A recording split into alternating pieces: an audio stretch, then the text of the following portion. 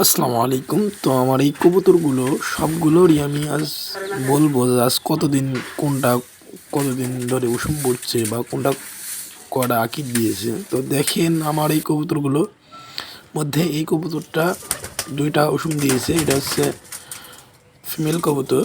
তো এটা হচ্ছে মেল কবুতর, এই কবুতরটা এটা উষুম পড়ছে।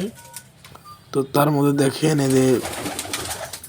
এদের মাথা সাদা আলা কবুতরটা এটা হচ্ছে উষুম পড়ছে। তো আমি খাইতে দিলাম, খাওয়াটাও শেষ হইলে আবার ওই সময় যাবে যখন আমি দেখাইতেছি দ্বারা। এই যে দেখেন এই কবুতরটা উষুম পড়ছে, তো এটা তো আমি দেখালাম এখনই।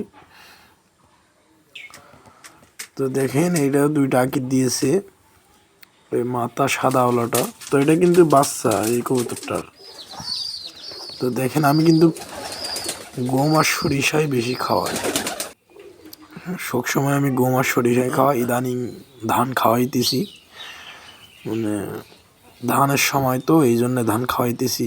তো দেখেন আসলে ধান আমারও কবুতর যা দেয় তাই খায়, এটা কিন্তু একটা ভালো দিক। কারো কবুতর আবার খাইতেও চায় না,